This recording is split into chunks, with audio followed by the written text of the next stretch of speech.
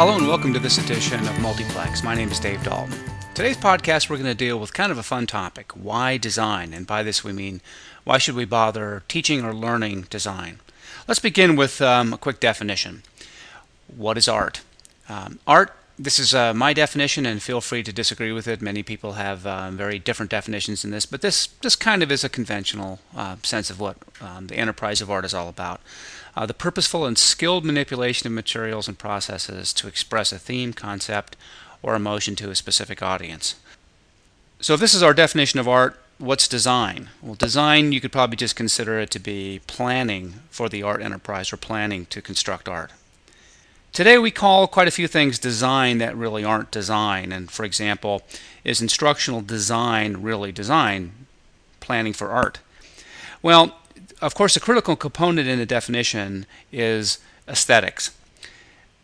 Planning for art means planning for doing something that is inherently of aesthetic value, something that is beautiful, interesting, compelling.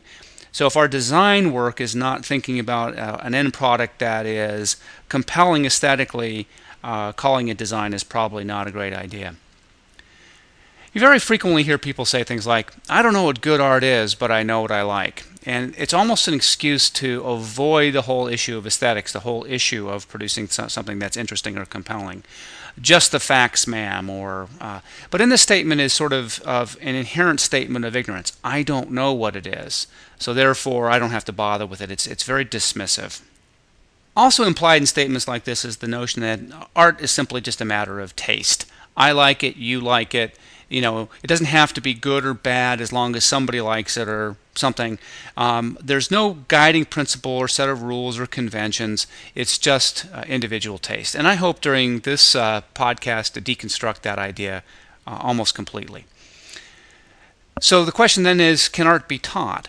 Tied to that question to me is really, is there progress in art? Has art progressed over time, or is it just a series of waves of fads and conventions that come and go? And if it's just that, you can never hope to understand it. It's just whatever is waiting to happen next.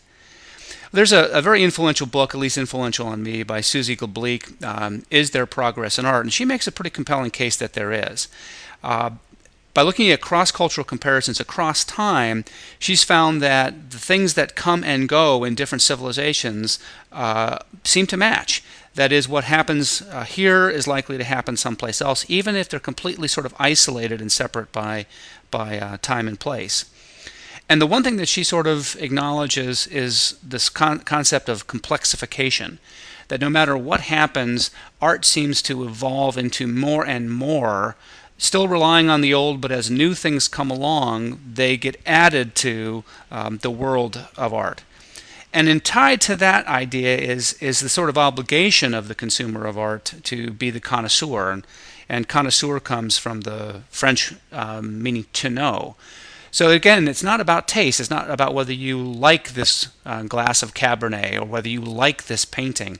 It's, do you know what's going on in it? You feel free to reject it. Feel free not to have it in your home. Feel free to not look at it or like it. But do you at least understand it? Can art be taught? It can be taught if we understand the object properties, if we understand the art and understand the conventions and the times and places in which it occurred. So what I'd like to present during this podcast is a model of aesthetic development that I've put together over the years that kind of parallels both historic developments in aesthetics and also how I perceive individuals consume art in their own lives. And we're going to go through some examples, and the examples I'm going to select are not necessarily authoritative. They're just ones that I think are good illustrations. But my argument is that the histories of arts in different culture progress along these same dimensions, as does our own internal understanding of how art fits into our lives. So we can begin with a quick definition of sensory art. Sensory art is art that appeals directly to our senses, and one of the great examples of this is the culinary arts, food. Good cuisine is colorful, visually attractive, smells good, and of course tastes good. And there's a lot of sensory art, perfumes, and you can make a lot of cases for a number of things that are designed just for our senses. But we'll begin with some examples in decorative art. So some examples of decorative art. Let's begin with a fairly famous painting, Christina's World by Andrew Wyeth. And this is the kind of art that some people would say, would hang in it's dismissed sometimes as the kind of art that hangs in hotel rooms. It's very pleasing, decorative, not likely to offend anybody. Well, you might be interested in knowing this was painted in 1948. I hope I don't ruin it for you too much, but this is a portrait of a longtime model of Wyeth's named Christina Olson. The story goes that Wyeth was looking out of that farmhouse that she's looking at and saw Christina crawling across the field because, as it turns out, Christina was paralyzed in youth with polio. So maybe not the happy subject matter that we often perceive it to be. And here's one of the many beautiful photographs of Ansel Adams. These are taken in the late 20s, early 30s for the most part. And one of the interesting things about Adams, many interesting things about him as a photographer, but he invented new forms of photography. This is a classic example of him sitting for many, many hours, going back over many days to wait until the light was just right. He invented the so-called zone system, which redefined how black and white photography is taken. There are 10 or 11 different shades of gray, depending on how you count the zones. And he processed and developed and shot photographs to make sure that there is this full range of black and white tones. And of course, his compositions are stunning for their aesthetics as well. Beautiful, decorative works of art. This is a portrait of my daughter. No, I'm just kidding. This is, a trend that we see more and more of: piercings, scarification, tattooing, and of course, this kind of activity has existed throughout the history of humankind. Decorating one's body and you could include fashion in the same sense. Okay, well, let's move on to conventional art. And conventional art is art that responds to the aesthetic, political, social conventions of its time. And so let's start with Delacroix's Liberty Leading the People. And this is sometimes called romantic art or sentimental art. It's beginning to sort of dismiss some of the conventions that were established in the Renaissance. Perspective isn't quite right here, but it's art that, in this case, that it's ennobling the people, the struggle for liberty in France, and it's painted in about 1830. Tends to be a little more free-form, a little bit more colorful, a little bit more animated than the art of the Renaissance, and more free in its subject matter and dynamism, but kind of jingoistic, a little propagandistic almost, historical. These are typically very, very large paintings physically, but certainly during the time of Delacroix, celebrating the glory of France was a very important thing to be doing. Now this is one of the Davids we're going to talk about today, and this was by Donatello, carved in right around the turn of the 13th century, 1403, turn of the 15th century, 1403, and it's very stately, clad as the young king might be. You see the slain head of Goliath at his feet, but it's a very stoic, rigid kind of posture, the same way you might expect a sort of a Greek statue. So in the beginning of the Renaissance, this is a very quiet, calm, stately looking pose, very much how the citizens of Florence saw themselves at this period of time. And this is Da Vinci's Virgin on the Rocks. This particular one is the one from the British collection in the British National Museum, and very common conventional iconography. The baby Jesus, John the Baptist, Gabriel the angel, and the Virgin Mary, and the blessing of John the Baptist. And this is Da Vinci's Virgin of the Rocks. This is the version that hangs in the National Gallery in London. Very conventional iconography. That is, the subject matter is kind of what you'd expect for the paintings that were painted in Florence of the day. Jesus blessing John the Baptist, Mary, the Virgin Mary, the Gabriel, Angel Gabriel, and John and Jesus posed in a very serene religious posture. Now here we are advancing quite a ways. This is Manet, Déjeuner sur l'herbe, Lunch on the Grass. And if you look down in the lower left-hand corner of this painting, you see a very kind of conventional still life, what many people would kind of consider an homage to the great still lifes of the Dutch masters, the bread and fruit spilling out of the basket there. So there are elements of this painting that are extremely conventional, and we'll come back to this in just a little bit as an example of a painting that stretches convention quite a bit. Manet from 1863. So now the next level that we'll talk about is generative art, art that's designed to stretch the conventions and test new forms, new ideas, new iconography. So here's our Donatello again. Again, the first Donatello on the left is the one we've talked about already, about 1403. But just about 30 years later, same artist, a different medium, cast bronze. Very, very different sense of the character of David and the event here. The sword and the look of David is almost kind of gleeful at the slaying Goliath at his feet. I'm not sure about you, but I'm not sure I would wear either one of these costumes to go face a giant in battle. But here it's a very much more relaxed and confident, youthful kind of look for David, and again, same artist, just separated by a few decades. And here's another depiction of the same famous historical scene, maybe a little bit more accurate in many ways. This is Verrocchio, circa about 1475.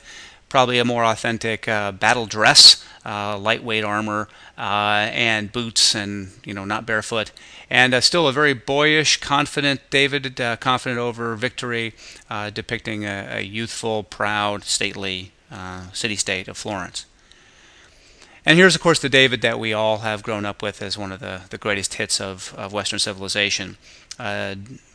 Michelangelo, David from about the turn of the 16th century, about 1500. Again, a century, full century after Donatello's first depiction. And this is one of those sculptures, one of those works of art that sort of does reinvent. It's sort of a return to the themes of Rome and Greece, but rendered in a much more sensitive, fluid kind of a way. 360-degree statue. You get to walk around it in the Academy. You look into David's piercing, thoughtful, angry, tense, ready eyes. Just noticing the length of his arms and the size of his hands and his features depicts him as a young man. So extremely kind of a photorealistic sculpture. But depicting David before the act has been committed. There's no skull or head of Goliath here. David's thinking about and getting ready, planning for the attack on the giant. And the last David is Bernini, again about a century later, 1623. And this is Bernini's sort of classic dynamic sculpture, almost like a video. You see him twisted, and the next thing he's going to do is let that rock fly out of his sling. So after the Michelangelo David has gotten ready to strike, here is Bernini's David in the act of striking. Still a youthful, but now an intense, dynamic David, echoing the same sort of sense of the city-state at the time, a very potent, action-filled, dynamic culture. So over the period of these 200 years where these various depictions of the same myth have gone on, very different conventions and very different kinds of artistic responses to those conventions. The artists have successively not just redefined the story, but redefined the medium in which they're telling the story. All sculptures, all carved in one way or another, but telling the story in very different ways to reflect different kinds of art and different attitudes of the culture of their days. And here we're going to return to the Virgin on the Rocks. We mentioned it as a good example of conventional art, and certainly its iconography is conventional, but there's two things going on in this painting that make it very unconventional for its day. And the first one is probably the most famous, and that's the way that the background of the painting is rendered. And you really do have to see this one live to pick this up. But this is one of Da Vinci's major contributions to art in general, and it's called sfumato. It's the softening or blurring of the background, and you see it in the upper left corner as you look out on the valley. You see softening of the landscape to make it recede, to create this greater illusion of depth. The foreground is sharper in focus like you'd see with a photograph. The background is softer in focus like you'd see with a telephoto lens.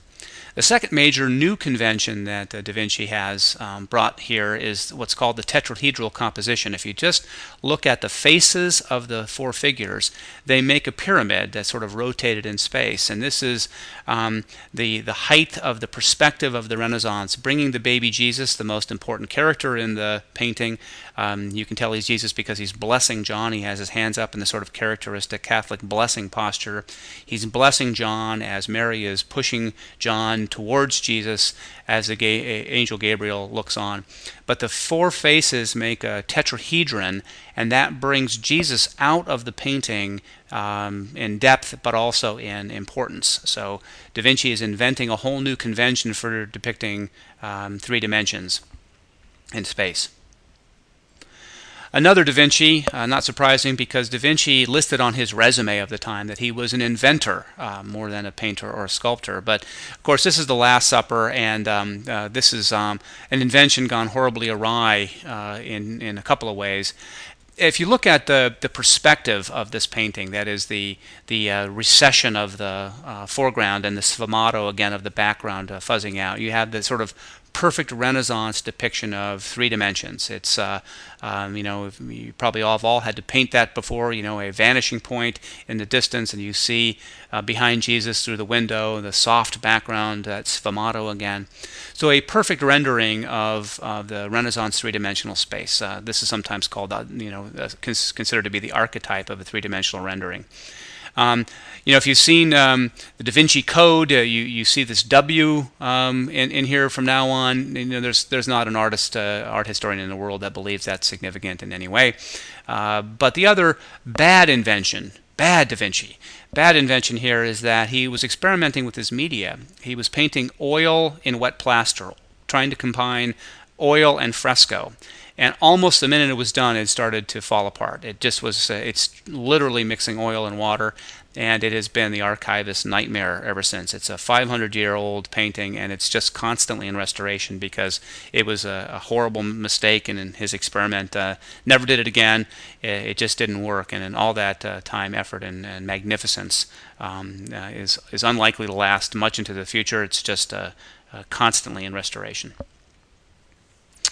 And maybe the most famous painting of the Western tradition is the Mona Lisa, and this is Da Vinci again doing all of the things that we said before. Here you have the adjustment in weight of composition. Some people would argue that the river flowing on the left and the lake height on the right can't match geographically. They're not lined up right. But what's going on there is trying to weight our perception of the balance between those various parts of the canvas. This is the height of the notion of every aspect of a painting, every square inch, every square centimeter. This is a small painting, being very important to us visually. No wasted space. Everything there's something going on. So the sfumato of the background, the rich impasto, the building up of the thickness of the oil to create a sculptural illusion, the balance of all aspects of the canvas, and again the tetrahedral composition, the face of the Mona Lisa and her elbows and her hands making that tetrahedral composition and bringing her out into our space. Again, an important conventional innovation, a generative innovation of Da Vinci's. So we'll move on to expressive art, and this is art that's designed to express typically an emotion, but sometimes a political ideal or thought. And an obvious example of this is Edvard Munch's The Scream. And there's an interesting quote attributed to Munch about this painting. The Scream was originally painted in 1893, and at that time Munch has been said to have said, "I was walking along a path with 2 friends. The sun was setting. Suddenly the sky turned blood red. I paused, feeling exhausted, and leaned on the fence. There was blood and tongues of fire on the blue-black fjord. The city, my friends, walked on, and I stood there trembling with anxiety, and I sensed an infinite scream passing through nature. Well, there's some folks that have tied the sky that Munch might have seen to the epic explosion of the volcano in Krakatoa that was considered one of those mega volcanoes that geologists are concerned about. So it may very well have been the case that he was painting this explosion of volcanic ash that probably enshrouded most of the world after this epic geological event. The scream also has that weird distinction of being stolen twice and being found in a hotel room, slightly damaged, but much less damaged than they thought it was going to be. You know, imagine walking into a hotel and finding Munch hanging on the wall there, perhaps a little unsettling. This is Picasso's Guernica, painted in 1937, depicting the rise to power of the fascists and the attacks, the bombings, and you see people gazing to the skies, looking at fire, the bombs falling, and a scene of chaos, and using the tricks that Picasso became famous for, these sort of cubist, multi-time dimensional panels to depict this sort of primitive, chaotic events going on and the horrors of war. Many people consider this to be one of the great masterpieces of the 20th century. This is William de Kooning. And de Kooning was one of the first so-called action painters that really tried to paint kind of subconsciously, letting the ideas and the sense spill out of him. He's said to have kind of tried to get into a trance-like state sitting at his canvas, and he would paint and then scrape the canvas down and paint again and scrape the canvas down until he felt like he'd captured what he was sort of trancing, what was passing through him. A couple of interesting quotes from de Kooning that you might find interesting. At one time it was very daring to make a figure red or blue. I think now that it's just as daring to make it flesh-colored. And he also said that the attitude that nature is chaotic and that the artist puts order into it is a very absurd point of view, I think. All that we can hope is to put some order into ourselves. So what de Kooning is echoing is what has sometimes been called the postmodern movement, the idea now that art is about what goes on inside the artist and doesn't respond at all to the conventions of the outside world. It's sort of autobiographical or very deeply personal. But these paintings were painted spontaneously, scrawled, but refined over and over and over again until it's said that de Kooning had piles of paint below each canvas until he was done. And this is one of Kandinsky's famous compositions, sort of generically named. He made a number of these canvases, and the idea here is that he's painting while listening to music, trying to capture the feeling and the mood and the sensation from lively musical composition as he paints on canvas, with the result being these very lively, colorful, beautiful pieces. This is an effort that some people call synesthesia, initially sort of pioneered by Paul Gauguin, trying to capture the sensory input from one sense and transfer it to another. So here, trying to capture music on canvas. A very interesting idea with very beautiful results. This is Turner's famous slave ship painting. It was painted about 1840, and this is after slavery was banished. The slave trade was banished throughout the British Empire, but was still going on in the U.S., and there's some sense that his painting was trying to convince the colonies to reject the practice that the British Empire had just rejected. What you have depicted here, and I apologize for this poor quality image, is a slave ship turning into a typhoon.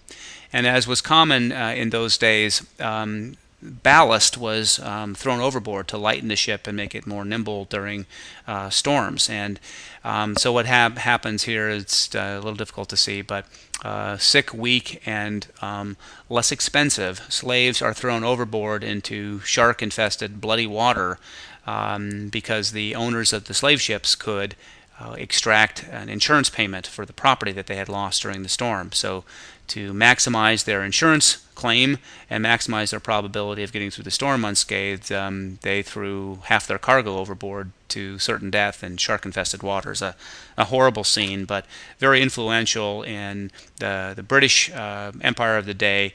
So here's a a good example of art turned political. In some ways, kind of an anti-slavery poster designed not just to influence the culture in England, but influence the culture worldwide, especially the United States. And along that same line of art turned political, this is Francisco Goya, Spanish painter, painting the horrors of the French army murdering the Spanish resistance. This is called the 3rd of May, and it was painted in 1808. And so this is one of the first paintings, considered one of the first paintings of the modern era, really trying to, almost like a photojournalist would record with a camera, not yet invented, an action scene and all the emotions and the horrors, the surrender and yet the murder by troops of the resistance fighters. So it's highly expressive, very temporal, political, and still not the same kind of masterpiece of rendering with the three-dimensional space and full-figured detail that you saw in the Renaissance. And speaking of Goya, this is very late in his life, after he had suffered 2 life-threatening diseases and was in despair during a period of time that was called his Black period, or the Black paintings. These were never meant for public consumption, but of course after his death became public. This is Saturn devouring his son, painted in about 1823, some 15 years after the painting we just saw. And this is a very dynamic but caricaturish, horrible painting of the god of war. After all that Goya had seen in his life at the age of 73, the death of his wife, his own illness, civil strife in Spain, war everywhere, just kind of living in developmental despair, painting this horrible sense of loss and the horrors of war. The funny story about this painting, if there is one, is that this was found hanging in his dining room. Yikes. But just to point out this idea of changing conventions. So just to make the point of the changing conventions in aesthetics over time, this is Peter Paul Rubens' depiction of the same scene, Saturn devouring his son, painted in 1636. So about 200 years earlier, a little less. And notice the more full modeled figures here, much more dimensional, much more lifelike. But you tell me which one you find more horrible. That's the Goya, and that's the Rubens. Both pretty horrible, but you kind of get the sense from the Goya that it's much more about this caricature of almost desperate evil, and up to you. And here's Malevich. I have a few Maleviches. Malevich is probably more famous for writing the Suprematist Manifesto, in which he really lays out principles of modern art. And let's just page through a couple of these. One of the interesting senses of this time, the second decade of the 20th century, so about 1915, is that this was sort of after the beginning of human flight, looking down on the world of Paris from the Eiffel Tower, hot air balloons, and now primitive airplanes. And it was fairly clear that Malevich was in some ways doing graphic representations of aerial photographs, highly abstracted views from way up high. So one of the famous quotes of Malevich at the time from the Suprematist Manifesto is, "The appropriate means of representation is always the one which gives fullest possible expression to feelings as such, and which ignores the familiar appearance of objects." So he's rejecting the familiar iconography. This is rejection of painting as photography. It's not about capturing scenes anymore. It's about capturing abstract sensibilities, internal feelings. And he goes on to say, "Art no longer cares to serve the state and religion. It no longer wishes to illustrate the history of manners. It wants to have nothing further to do with the object as such, and believes that it can exist in and of it for itself without things." So the separation finally of subject from object. Subject is the internal sensibility of the artist. The object is not at all important to him at all anymore.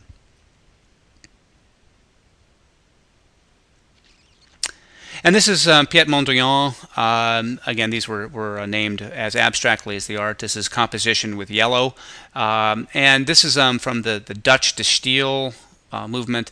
Very graphic in its orientation, beginning to sort of reconceptualize graphic design into very simple primary colors, all about color balance, all about aesthetics. No more any relationship between subject and object. The whole idea of the object of the art is now completely abstracted, and there certainly is nothing like a portrait or landscape to be found anywhere.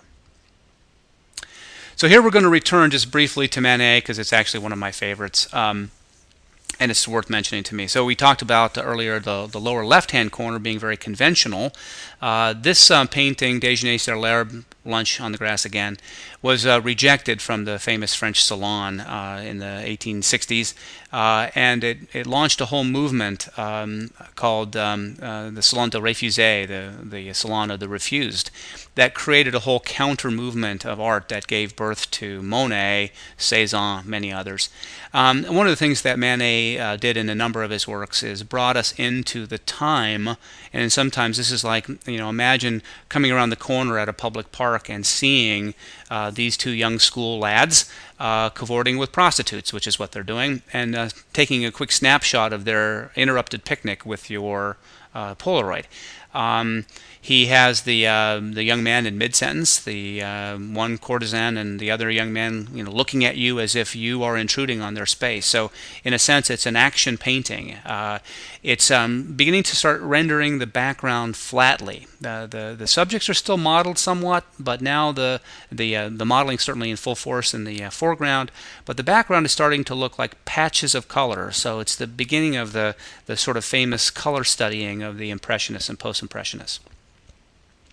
And bring that to full fruition. Now, we certainly could have thrown in a Monet here, but this is Cézanne. I believe this is the depiction of Mount Saint-Victoire that's in the Cleveland Museum of Art.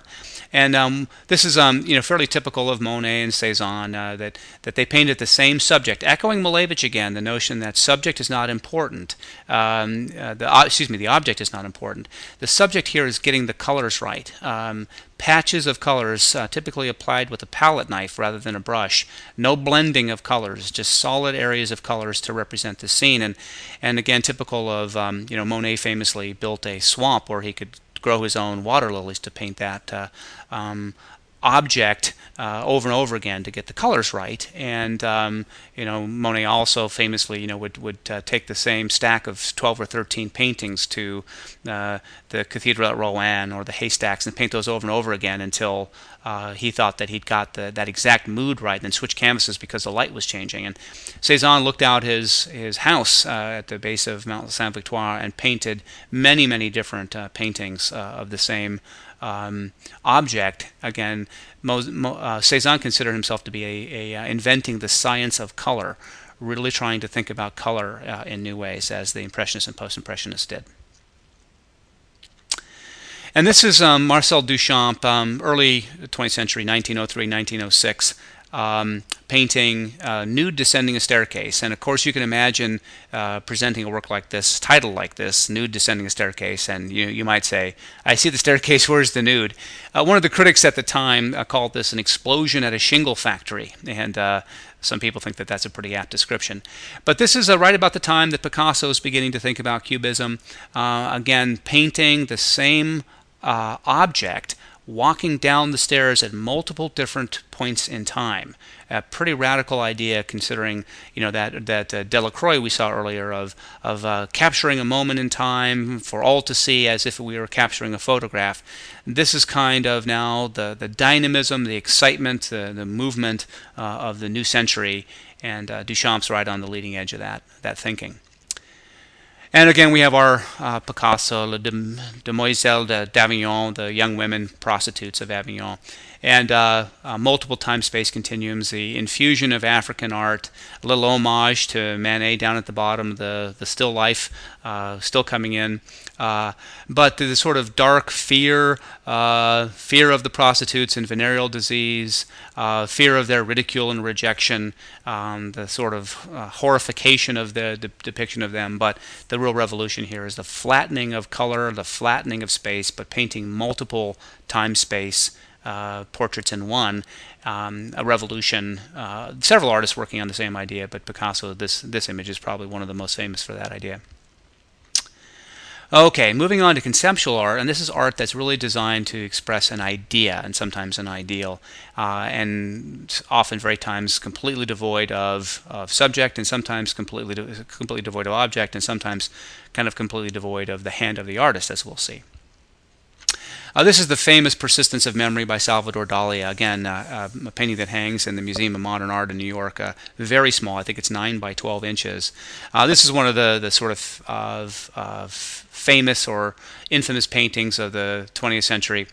The clocks dripping over a period of time. But this is Dali, who was famous for as a surrealist for painting kind of it's sort of a self-portrait. The face, if you can kind of read it as a face, eyelash and nose in the foreground with the clock draping over it. This is a painting of Dali's subconscious, a dream state, and he was deathly afraid of ants, and so you see the ants on the left kind of crawling places. Ants appear in a number of Dali's work, but painting fears, memories, dream states became a very in thing to do in the 20th century, something that would have never existed in the Renaissance. Historical interpretations of famous religious artifacts would have been what the early Western art civilization, Western art movements were about. Chagall, I Am the Village, similar in vein. This is probably more popular than most of the works at the time because it reads a little easier and it reads a little bit more sentimentally and romantically than many of Chagall's other works, frankly. The cow or the bull, often angry and again dream state, surreal, nightmarish, show up in Chagall's work. But this one is Chagall is a very proud Jewish man and paints Jewish themes. And this is a village where "Can't We All Get Along" is the theme. The lady milking the cow, playing the fiddle, carrying the scythe, familiar buildings in the happy relationship to all. Not all that typical of Chagall's work, but a very popular. And one of the reasons I think that this is so popular, it's very colorful and very graphic in its orientation, and kind of creates a nice print rather than the sort of other darker works that he is less well known for.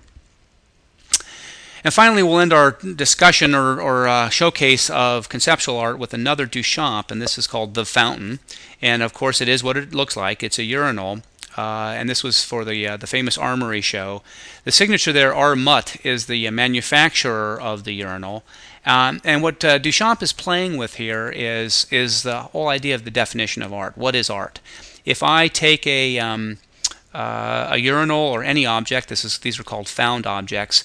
You could argue that this is a beautiful object. It's clean white porcelain with smooth lines, extremely well manufactured. If I take this artistic, shapy, functional object and move it from its showcase in a warehouse of plumbing fixtures, and I move it into an art gallery and sign it, does that make it art? And of course, Duchamp was saying, yeah, art is declared to be art by the artist. I think these are really provocative ideas. It doesn't meet my definition of art, frankly. My definition of art means that the artist had to make it. There has to be something involved with the manipulation of materials, and a signature to me is not enough. That would not make me all that unique, but it also, many people would disagree with that as an interpretation. The kind of tradition that I come from is found objects are great in artwork as long as they're manipulated in some way other than just how they're arranged on a pedestal or a stand. But it's a provocative idea. What is art?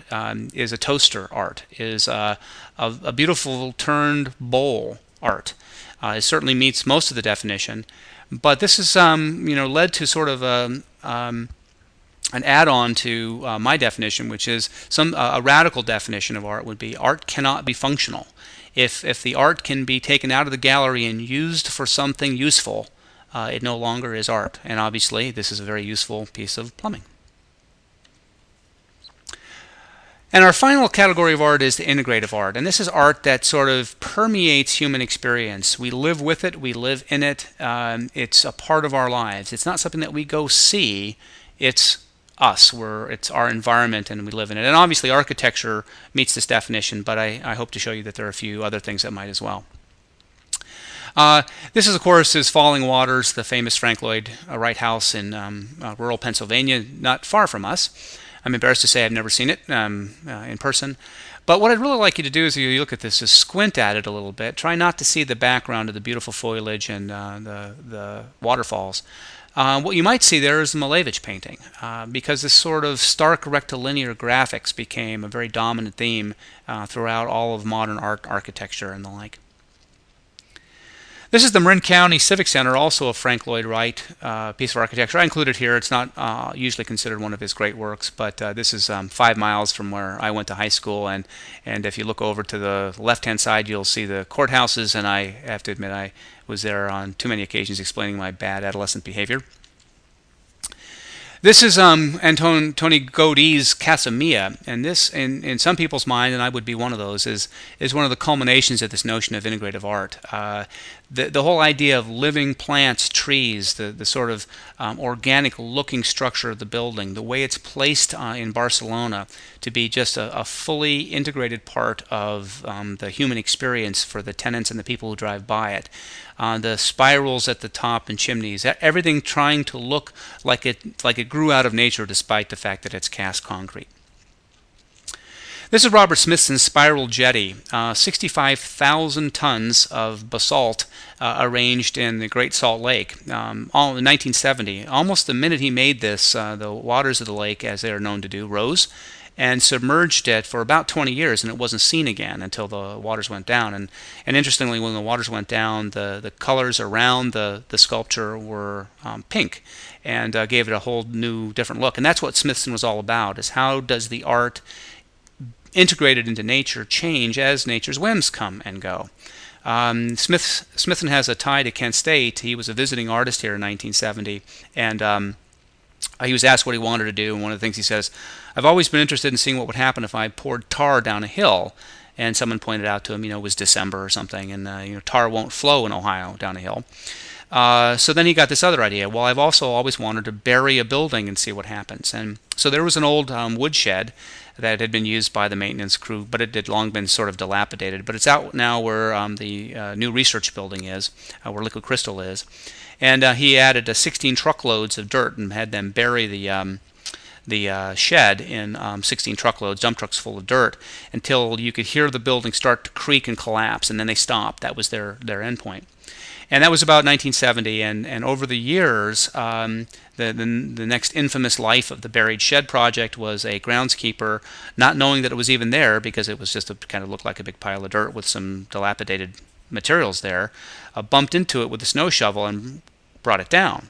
And so there was this movement all throughout the art world of how tragic this was, that the Smithson sculpture was being destroyed and we should go rescue it and renovate it.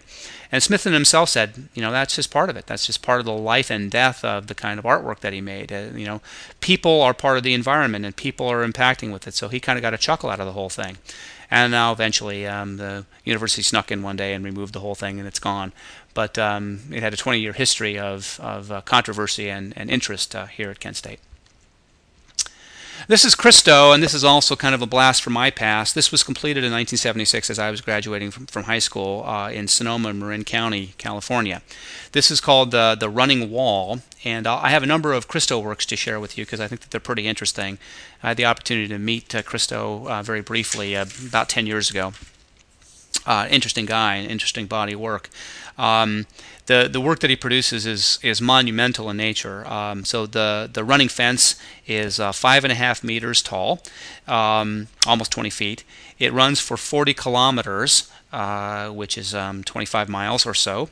They had to get the permission of 59 property owners to span their properties, and it took 200,000 square meters of fabric to produce. Now you might say, how does he pay for this stuff? Well, he and his wife, basically now both deceased, recently have set up a foundation to gather small contributions until they planned the work, sketched the work, got all the approvals over a period of years, and then they would go out and actually get volunteers to help them hang these works, typically kind of, you could call it hanging, place the works of these very monumental. So they raised private donations, and then over a period of time, when they had enough money, they would begin the work, and usually got it done surprisingly quickly. So another Cristo for us is called the Surrounding Islands. This is in Biscayne Bay, Florida.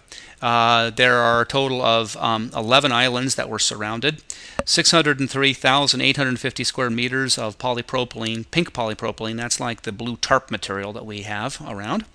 And they circled these 11 islands in 1983. Another view of the same installation, different two islands. This is umbrellas installed in 1991.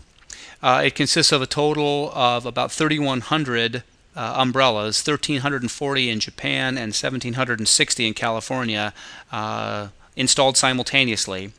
It's controversial, not just because of the massiveness of the installation. It took $26 million of privately raised funds to do, but because two people were killed during the installation process. One when a wind caught a hold of one of the umbrellas and crushed a woman, and another one when a man was electrocuted during one of the installation processes. So in some ways it deflected from the sort of enormity. After these umbrellas went up, people would go and be married near them and have picnics under them, just kind of like umbrellas dotting the landscape. This is the Wrap the Reichstag, also by Christo and his wife, Jean. You can kind of imagine this is like the meeting place of the government in Germany, getting the approval of Congress to wrap the U.S. Capitol. What would that take? Well, it took a lot of debate in Germany, but they eventually agreed, and over the course of about a month, a little less, 3 weeks, in 1995, they took 100,000 square meters of fabric and 15 miles of rope and wrapped the Reichstag. And quickly after it was unveiled, took it down. One of my personal favorites in the Christo genre is this is The Wall, which is 13,000 colored oil drums placed in a giant tank in Germany. The giant tank was for runoff from industrial processes related to mining. So the idea here is commenting a little bit on the cost of energy and the cost of industrialization. The tank itself, the statistics on it, it's one of the largest tanks in the world. I don't know what the largest one is, but this one is 360 feet high, 223 feet in diameter, and this wall takes up a big chunk of it, 13,000 barrels. And again, typically volunteers would come and assist with these installations. If you haven't had a chance to visit this is the Vietnam War Memorial on the Mall in Washington, D.C. These are black granite panels carved with the names of 58,000 casualties during the Vietnam era. What's remarkable kind of about this painting, about this sculpture, is how alive it is. Every time you go there, essentially, you'll see one of the United States parks, national parks representatives there etching a name. Somebody will say, that's my brother or uncle or cousin. And the national parks person will go up with a pencil and etch their name off the wall for them and take that away from them. And you see in the sort of little trough here, there's always flowers laid. So it's a giant kind of memorial that compels you. If you see it, you see your reflection in it. You have this sort of compulsive urge to go up and touch the names and feel the dimensionality to it. It's kind of hard to walk through the mall and not be very moved by this piece. One of my favorite pieces of architecture, Le Corbusier. This is called Our Lady on High, Notre Dame du Haut. And I think it's just a beautiful church that looks small and folksy and yet extremely modern at the same time. And just because we live in the backyard of another IMPA creation, the Rock and Roll Hall of Fame. This is the sort of central plaza of the Louvre. Beautiful facility, top and above ground. But the French, I think rightly, French often complain about art not fitting into their world. It's kind of hard to make the case that this, you know, IMP, if anything, is kind of stuck in this very modern industrial pyramidal glass kind of motif. And does it fit here? Does it really lend itself well to the castle of the Louvre and the sense of what the art in the building is all about? Controversial. It's beautiful, but well integrated. Leave that up to you. So as we conclude our discussion of these aesthetic developmental topics, I hope that what we've shown here is that yes, art has evolved. It has grown more complex in its traditions and in its response to the society and culture. And it's not about taste. There are things to know about art. And if art is not a series of fads or trends, art can be taught and art should be taught. But now you might want to ask how and why. So let's start with how. Seems to me we should return to our concept of the term paper of the future. The term paper of the future should have an aesthetic dimension. It's not enough to say, I tried, I produced something in PowerPoint. I tried and I made a brochure using the lousy templates that come with Publisher. There ought to be a part of the grade, if you will. There ought to be a part of the evaluation of students' work with multimedia, the term paper of the future, that evaluates their creativity, their aesthetics, their art, if you will. That's a difficult word to wrap our hearts and minds around, but we're going to do that in just a second. So the term paper of the future is the way I think we can get students to be creative and in fact insist that they be creative. It's not enough to have the thing say the right stuff. It has to look good as well. How do you do that from a teacher leader or even just as a teacher's perspective? I think first you have to insist that an aesthetic component of evaluation is there, that aesthetics, design, art is built into that term paper of the future. It's part of the grade, it's part of the whole reason for doing the thing. You have to be willing to resist the complaint and the assertion that it's all about taste, that it doesn't matter how it looks as long as it says the right stuff. All of that I don't know how to do art, that I never learned that stuff, I'm no good at it, is another frequent complaint. You have to resist those complaints. You'll hear, of course, those complaints about everything, as we'll see. You have to be willing to assist people and get there. You have to be willing to help them look at things anew. And of course, to me, the most important way to assist people in growing in their aesthetics is for us to grow in our own, but also to go out and look at how other people do things.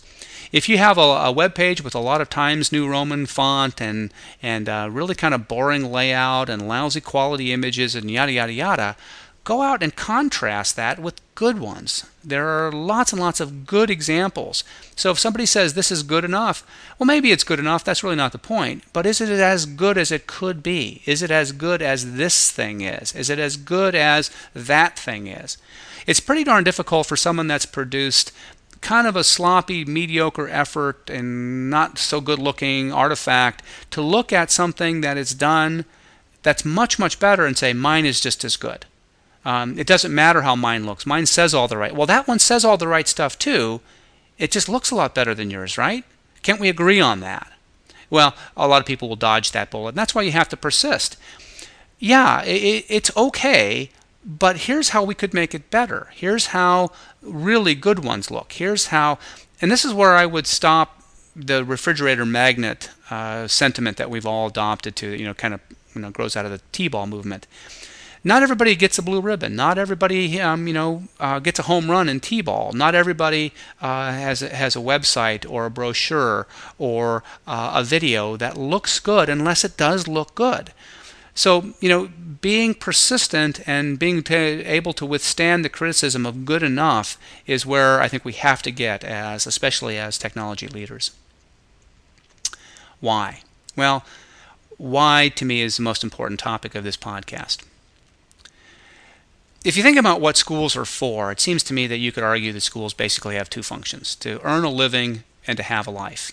And ideally, you could make the case that earning a living in the 21st century is this sort of coupled world of form and substance. It's difficult to have forms of communication, whether they be oral, whether they be written, whether they be mediated, that survive on their own, being boring, lifeless, and conventional. Earning a living as a professional in the 21st century probably is as much about form as it is about substance. We may lament that, but it certainly seems to be the case. And the second dimension, have a life. You could certainly argue that we have the obligation to help students understand and appreciate the beauty of the world around them. Pretty compelling to two arguments: earn a living and have a life. One of my favorite quotes by an old friend of mine, Roger Kaufman, is that mediocrity is so easy to achieve that it takes no planning. And that's kind of where we've become as a nation in many ways, in my view, without getting too arch political about this. But we seem to believe that good enough mediocrity is a goal in of itself. And I'd like to suggest that we resist that notion. Consider these, who are we speaking about? What country is 28th in math and international comparisons, 27th in science, and 23rd in reading? That ought to surprise you a little bit. And yet remains number one in confidence in all those areas. They think they're the best, even though they're 28th, 27th, and 23rd. If you answered the United States of America, you're absolutely correct. We have raised mediocrity and slipping to new lows as kind of our national creed. We seem as a nation to persist in our belief in American exceptionalism, but now without justification. We don't seem to have the skills, the knowledge, the expertise, the hard work to justify how we're different or better than others. In fact, the data shows that we're slipping. It's hard to justify believing that we're number one when we seem, as a country, to be so content to be slipping across the dimensions. Just as one more political aside, during our most recent debate on the healthcare system, lots of people said, we have the best healthcare system in the world. By most metrics, we have the 37th best healthcare system in the world in terms of things like infant mortality, number of people treated, etc., etc. 37th, and yet somehow we turned that into number one. I think there's a reason for that. I think one of the reasons for that is we have this culture that says it's okay to reject things that we dislike. I do this exercise sometimes when I teach undergraduates in educational technology. I ask them to raise their hands. How many of you hate math? Almost every hand in the room goes up. How many of you hate social sciences? 75% of the hands go up. Don't like it. How many of you hate science? 75%. How many of you hate reading? About half the hands go up. A little less than that. How many of you hate writing? A bunch of hands go up. It's been okay for us to say, I hate whatever the subject is. If I ask you, how many of you hate art?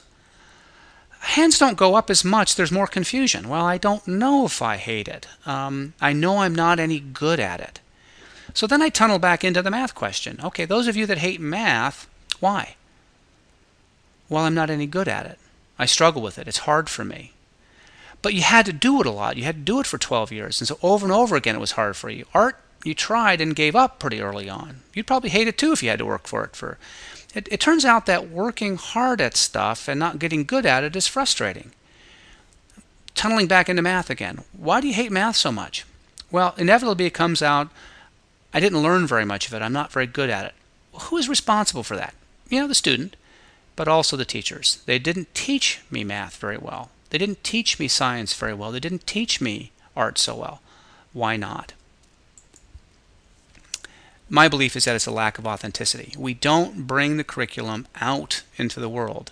Everything is in isolation. Math is a set of skills that kids believe don't apply in the world. So we're exposing them to long, frustrating sequences of skills that they're not good at, that they don't see have any application. No wonder they hate it. And of course you can say the same thing for almost everybody.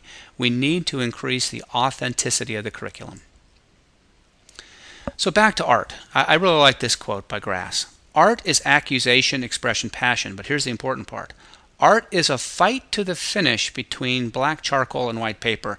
And substitute black charcoal and white paper to any media you like. And substitute art for anything else. Math is a fight to the finish between correct and incorrect. Science is a fight to the finish between correct and incorrect. We don't teach that to kids very much. Art is a great place for us to hone in on that. Nobody, none of the greats produce a perfect painting. It's been said that art happens when you correct your first mistake, and that paintings are full of mistakes that are hidden from the viewer. Anything worth knowing and worth doing well is worth making lots of mistakes in the process. But somehow we're stuck in an all or nothing world in our basic disciplines. There's a right way of doing grammar. There's a right way of doing math. There's a right way of doing science. There's a right way of pronouncing foreign language words.